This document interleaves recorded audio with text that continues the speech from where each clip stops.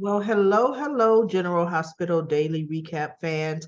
Today's daily recap is for Tuesday, February 14th, Valentine's Day, 2023, Tuesday, February 14th. Listen, everybody, my allergies are even worse today. I'm sure you can hear it in my voice.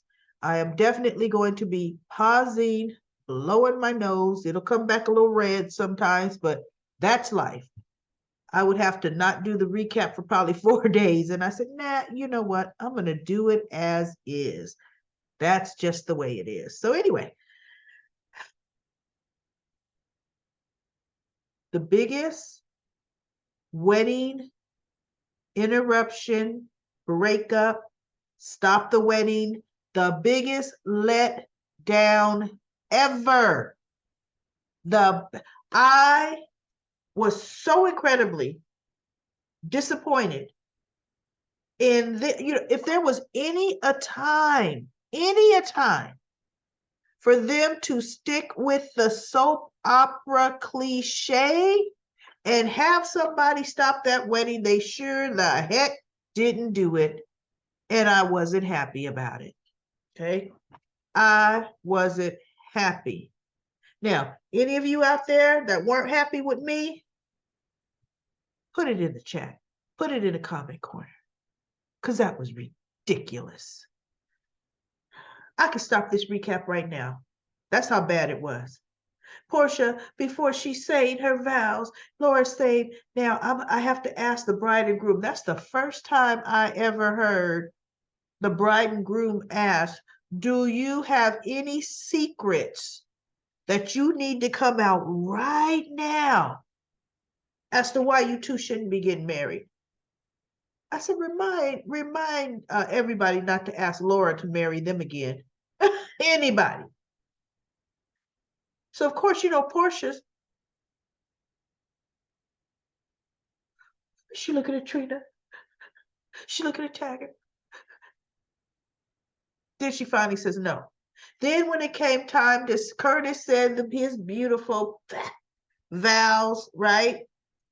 Portia can't say anything.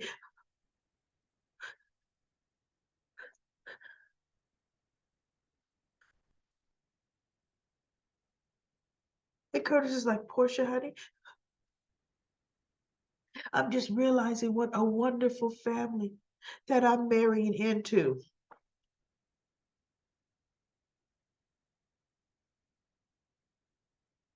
See, right? So I knew the wedding wasn't going to be interrupted because Jordan was in the room talking to Stella. And Stella's reading her Bible as if that's going to give her forgiveness, right? Saying, oh, I just don't, the drama, the lives it could, uproot. Portia should have told him way before now. And now I'm in this corner. I don't know what to do. Really? You over opinionated, self-righteous chick. Now you have some semblance of a conscience. Are you kidding me, Stella? Curtis is going to be so pissed at you, but guess what? You're going to be able to jump on a plane and go back to England with your new cousin. And and Jordan's trying to say, Portia's actually a good person. She's just now caught herself up in a situation. And I thought, yeah, okay. Nobody ever said Portia was a Nina. Sorry, Nina fans. Sorry. Nobody ever said Portia was a Carly. And see, I'm a Carly girl. Okay, Portia ain't a Carly, but Portia is in the biggest paternity liar club. She's in that club with Carly. She's in that club. Now Nina's not in that club. Nina's just in the crazy club. Nina's not in that club. Elizabeth's in that club, right? Let me think. Who else is in the club? Can anybody else name somebody else in that club? Well, Brooklyn was pretending to be in that club, right? Yeah. Nell was in that club. Brad was in that club. Mhm. Ooh, Carly's been in that club a couple times, keeping other people's kids from them, So, hey, yikes. Britt was in that club. Yeah, Portia's in the I'm lying about your daddy club. And it never goes well. It never goes well. So we have them soon as they said, you may kiss your bride. I was like, ah, doggone wedding didn't get interrupted. That's the biggest letdown. Then they come into the Metro cart strolling. I'm thinking in the same place, Stella's right upstairs, right? Same place. So now we got our dances going on. Curtis and Portia dance. Portia and her daddy do the daddy-daughter dance. Taggart dances with Trina. And then Curtis wants to interrupt and he dances with Trina. And they give their little hug because he's so happy. They both have their eyes closed, just hugging each other. And the whole time Curtis is dancing with Trina, look at Jordan's face. She's just looking like they're too close. Like, I don't know. I don't know. I don't know if I like that because Curtis might start to say, goodness, this girl feel like she's got some Ashford genes in her, right? Because she's feeling a little familiar. Girl, you kidding me? you know, but Portia's just, and her father's like, are you okay, Portia? Yeah, Daddy, I'm okay. And I'm like, oh, okay, huh, right? So Trina, excuse me. There we go, y'all. Sorry. I'm gonna cut this short because I can tell I'm ramping up, right? Breeze through Comic Corner. So anyway, um, Trina and Spencer are talking because Spencer dances with Trina, and she's like, "It's just not right." Aunt Stella's up in a hotel room. You could tell Curtis is upset because his Aunt Stella's not here. So now we get Trina and Spencer showing up at Portia's, not sorry, at Stella's room at the end of the show. So Stella answers the door. And that's where the show cuts off. So we'll see what happens. I could tell you this: what bet not happen? Stella bet not say nothing to Trina. What is that? Stella bet not say nothing to Trina. Look, you ain't woman enough to talk to your nephew and or lying Portia. You bet not say nothing to her child and his child. Oh, that'll piss me off, right? I'll be sending Stella packing so fast. It's not even funny. So anyway, let's go on to the comical stuff. We get Ryan grabbing Heather's arm and Heather pulling her little shiv against his neck. They go back and forth so much. It's funny. It's comical, right? She's talking about her jailbreak scam with him, her, and Esme. She goes, the four of us. He goes, who's the four? Well, Esme and her baby. And so Ryan said, so Esme is in on leaving. And Heather didn't say nothing. And he goes, she doesn't know, does she? He says, what are you going to do, Heather, if she doesn't want to go? And Heather, look, I'll figure it out. I will make it happen. And so she gives Ryan the shiv and said, this is a Valentine's gift for you. He goes, why would I want this? Oh, by the way, she made him a nice Valentine heart she stuck on the wall. And she says, oh, because you know what? You are going to be sitting in the chair, all unimposing, and you're going to have this, and then you're going to spring the action when we get out. So Ryan says, okay, then what happens if things go wrong? See, while you got this planet on me, you're going to be holding Esme's hand.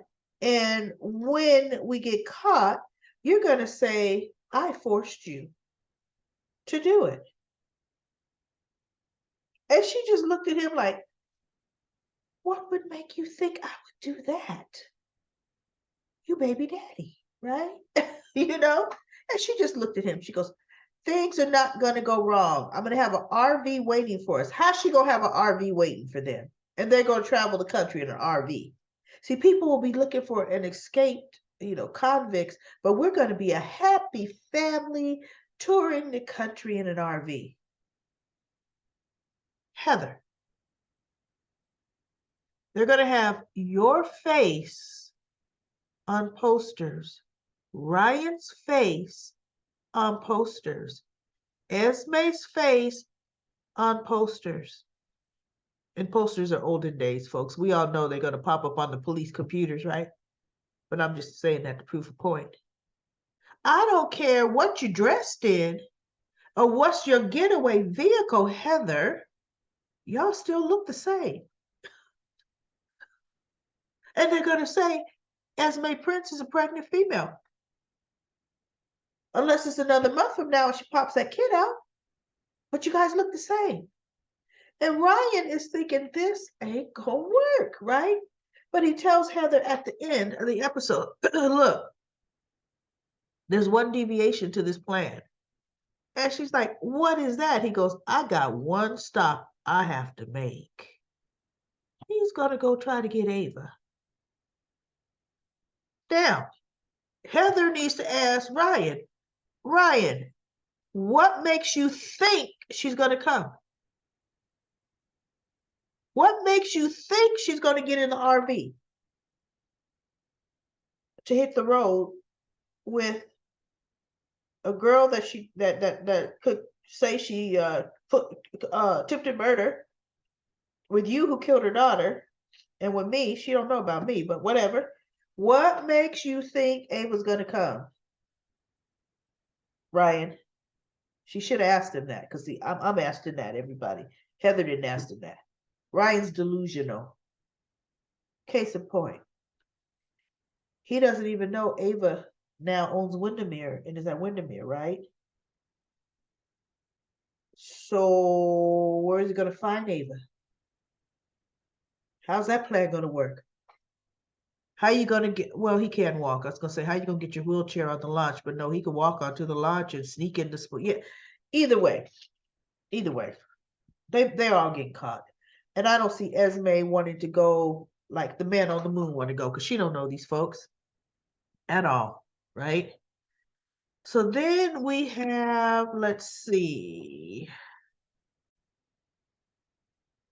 Dante and Sam going to the bar that someone in town said that Maggie left that town and went to this little hole in the wall town, and this is a little pub in the town. So they go talking to the bartender, who's pretty darn friendly. To me, she almost sounds like she has an Irish accent, but okay.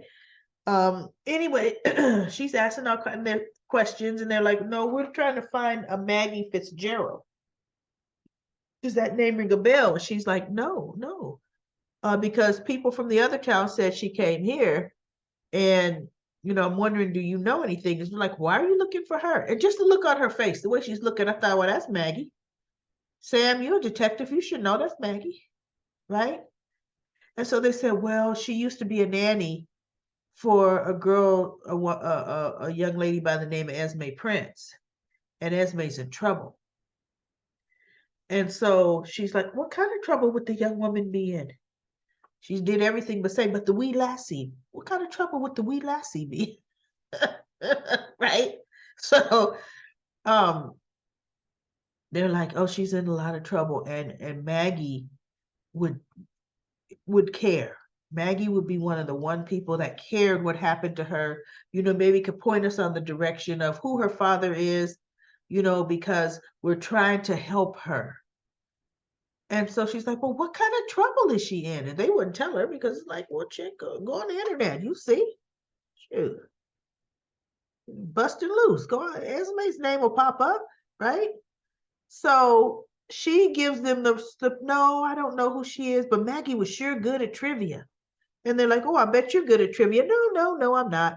So then she made some comment about the Spice Girls, how I think she said how Maggie could name them all. And she named all the Spice Girls, rattled them off. So somebody be horrible at trivia. Because I'm telling you right now, I can't name the Spice Girls. I think one was Posh, right? I think so. And wasn't there a sugar spice? I don't know. Don't get me started. She named all the Spice Girls. I sure can't. I think one of them was married to a Beckham, right? Anyway, okay. Comment corner, y'all can put who the Spice Girls were. Again, not that it really matters, but just funny. So when she leaves, Dante and Sam leave. And they walked out and they said, "Do you believe her?" Sam's like, "Not on your life. She's lying." Dante's like, "Yeah, I'm figuring it too." Now they're looking through the glass back in, but I bet they're not looking long enough to see this. She takes a box, and it almost looked like she had it under the bar. Now, mind you, this is a prize box of all the letters Esme has written her.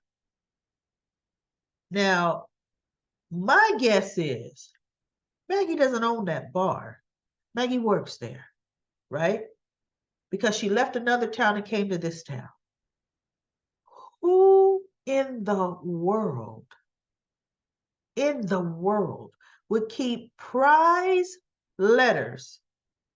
These are precious to her on the job. Who would keep them at the job? You'd have that box and those letters stashed where you're staying in the closet. Same place Esme kept hers. Or in the nightstand drawer. You're not going to take them to work with you at the bar. That is so crazy. When they did that to show that was Maggie. Well, heck, we knew that was Maggie. And without those stupid letters, all she had to do was turn her back and kind of tap her head and say, "Oh, Esme, what kind of trouble have you gotten yourself into? I told you not to try to find your father." We did not need the stupid prop letters. We didn't need it. That's just like everybody carries around a paternity test or the results of a pregnancy test in their purse on soap operas. And then guess what happens? Somebody bumps into them and whoops, spills right down the ground. You got the stick saying you're pregnant. We got the DNA test results. We got everything you don't want to see, with the exception of Elizabeth Weber, who can't seem to put stinking prenatal vitamins in her oversized purse, right? She got to carry them in her hand. And mind you, label out so you can read it. Soap operas, right? So anyway, that's Maggie. Whew, let's go to comment corner, because everybody, I feel the sinus pressure right here. Oh my goodness. And stuffing up. I've already stopped the recording 3 times. I hope y'all don't notice, but I did because I had to blow my nose. But anyway, Michelle. Sorry, Michelle. It was Jocelyn Jacks, but it ended up being Nell's donated a kidney. Nell's kidney got stolen. She didn't donate it. A kidney, not Jake. Yeah, that's how they rewrote that. Gwendolyn says, "I've had enough of Weeping Willow, remorseful Nina. Let's move on to Heather, Ryan, Esme, and Nanny Maggie. I'm so excited." Great recap. You know what, everybody? But did everybody have the same opinion I have? Maggie's not the hook. Maggie's not the hook killer. Wow. Okay. And La Peaceful says a surrogate mother-daughter relationship between Willow and Lisa would be great. Nina/Willow conflict should continue. If only because not every mother-daughter reunites, and they need a relationship like that on the show. Yeah, they'll make it a little contentious for a while, but I would like Lisa and Nina to get close. I mean, Lisa and Willow to get close, because you want to know what Nina would do? Be jealous of her aunt and blame her aunt for, "Are you trying to take my only daughter just because yours died?" That kind of thing. Nina would definitely do that, everybody. I believe so. with all my heart, right? So we shall see where that's going. And then we have Dacia says, Nell wouldn't have been the hook killer. Nell doesn't like Joss. Heather is thinks thinks she's Esme's mother. Well, Heather is Esme's mother. And Jeff Weber is Esme's father, not Ryan. And we shall see. Sydney says, I'm not happy with some of the writing. I'm not happy they chucked Nicholas off the show. I'm not happy with the way they've handled the Hook storyline. Oh, they've handled that story so horrible. They have blundered it. They picked up the ball, fumbled it, then they threw a foul ball with it, and then they did. Look, I don't know enough about sports to start talking all the bad stuff that happens. There's no sense of tension in the town. Nobody in Port Charles seems to care, least of all Jocelyn, who narrowly escaped twice. You don't drop a storyline like that to focus on other stories. I know. I'm with you right there with that, Cindis, definitely.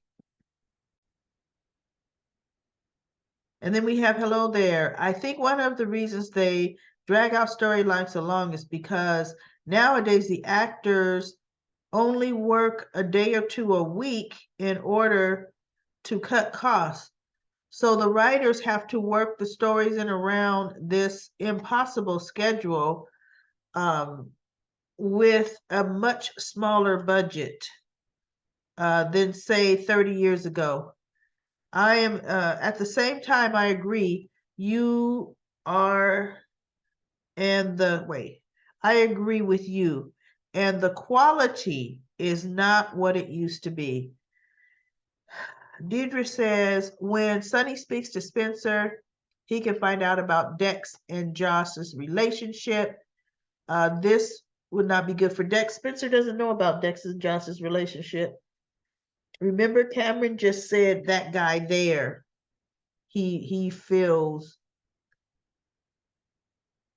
Well, Cameron didn't really point the finger that Dex is the one. Cameron definitely didn't tell Trina or Joss that Dex was in bed with Jocelyn. He's keeping that secret. He just didn't like Dex because he thinks Dex is always around, right? Gwen says the baby who Robin and Patrick never had, the baby who Robin and Patrick never had Jake on the table. Okay, Elena stole Jake right after Luke hit him, and it was Josh who was saved by Nell because Jax bought her kidney from her adoptive dad, who was also Carly's adopted father. That's true. But they had a funeral for Jake. That whole Elena Cassadine stealing Jake was a after right. They did the unfortunate killing of Jake's, I think, during sweeps to rip our hearts out, right? But they definitely had a funeral, and Elizabeth got to say goodbye to her boy. But in the grand fashion of story writing soap operas, they just wrote him back in. Lisa says Spencer should not try to fight. Cameron's fights for him. Cameron asked him to stop. Now Spencer's has upset Trina. Excuse me. Nina has to act stupid. She is deliberately trying to start something with Drew.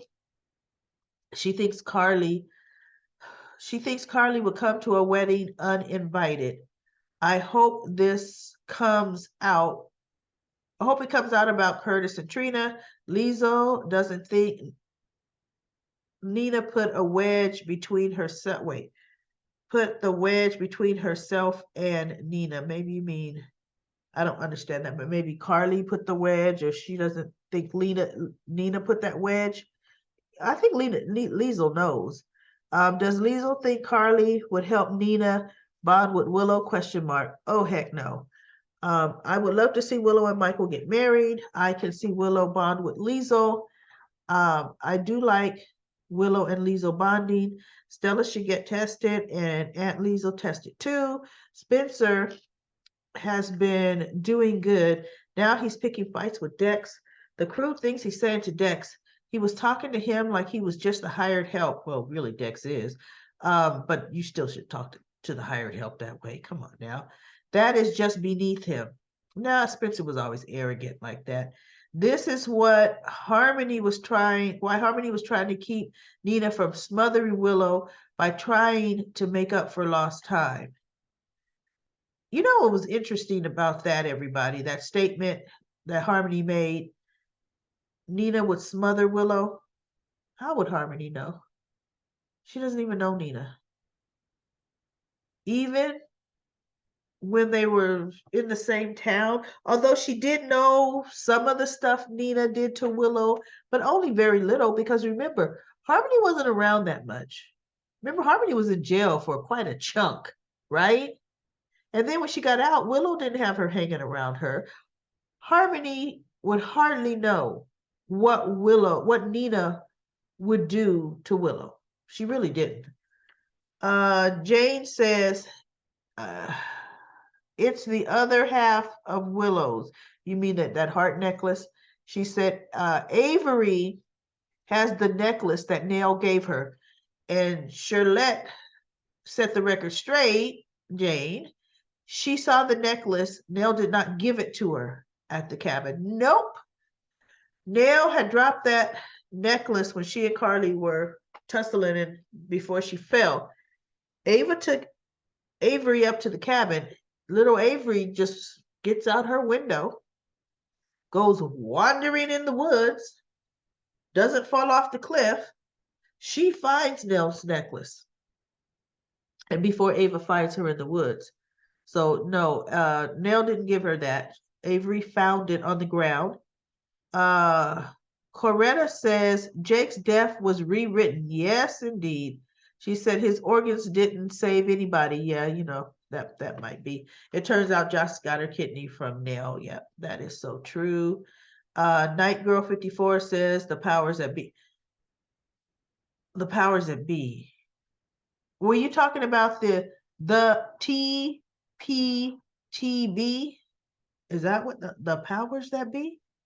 Or you could put the powers that be. Or after the acronym, put the powers that be. So I would know, folks. Come on now. You know how I am about acronyms.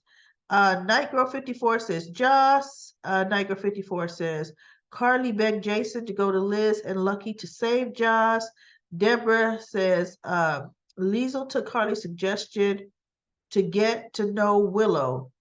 I hope she really gets to know Willow and finds out Carly is not the reason Willow doesn't want a relationship with her and comes to care for her. I hope Liesel judges for herself and helps Nina from driving a bigger divide between Willow and Nina. I do hope Liesel is a match as far as Spencer goes. It's none of his business who Joss moves on with. They broke up. Spencer needs to get over it. Spencer needs to wonder, where did Nicholas get to? And Uncle Victor doesn't know where Nicholas went to. Well, they haven't shown Victor. Victor's still all jacked up about him thinking Valentine is dead. Spencer is ready to think the worst of his father. Remember, you were told by Ava that. Spencer, let's see, Spencer, did he believe her? Yes, he did. He sounded hurt his father left without saying goodbye. But why wouldn't you believe Ava? And everybody knows that's Nicholas's MO. He would cut and run and leave you holding the bag in a heartbeat. That's Nicholas. Rod says Jordan should have backed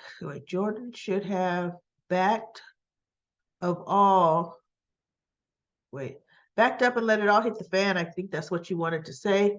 On its own, she put the bug in her ear, but Portia's hard-headed.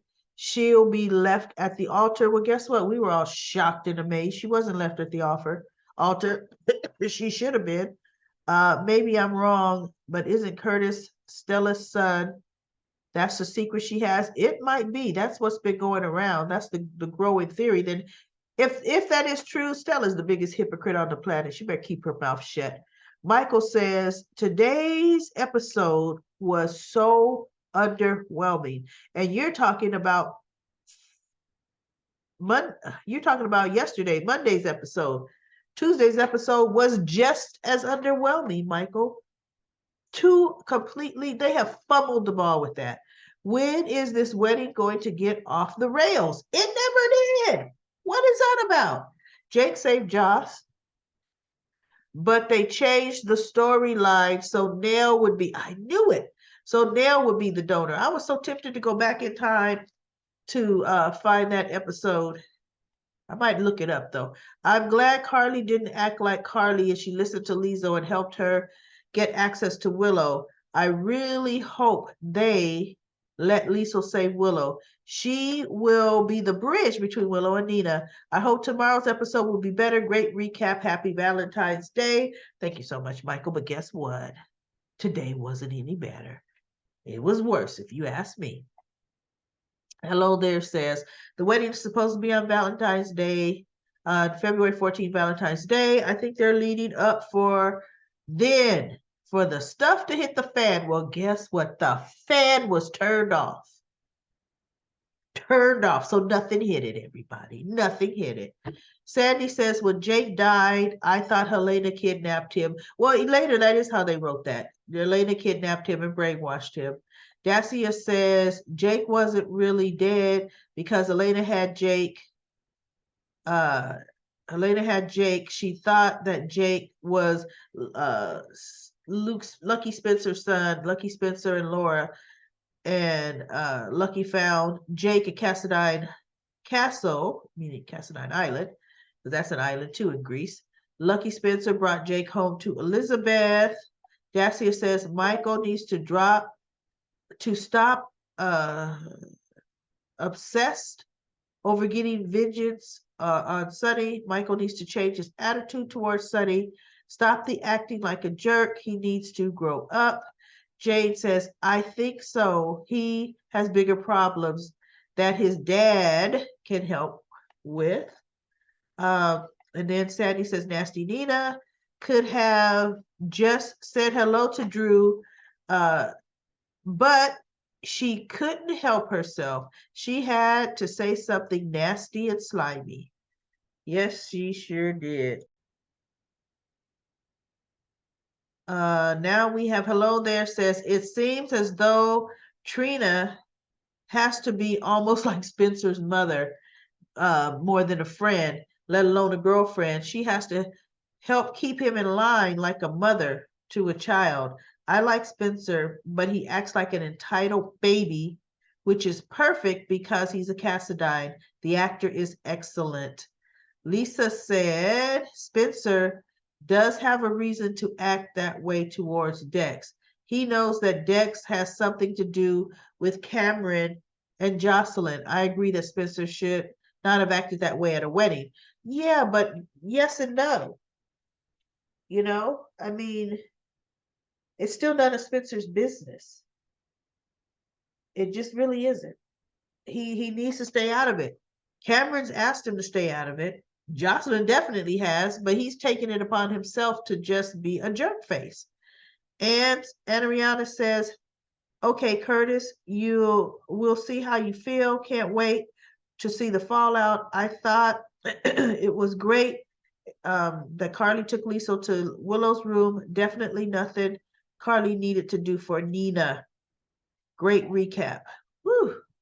Well, I barely made it through those comment corners, everybody. Comment corners. I think I had to stop the recording 6 times. Goodness gracious. I'm getting ready to take some more Sudafed. But anyway, that is Comment Corner. And I will be back tomorrow, hopefully a little bit better. And we will see. But yes, all in all, a very disappointing episode on General Hospital.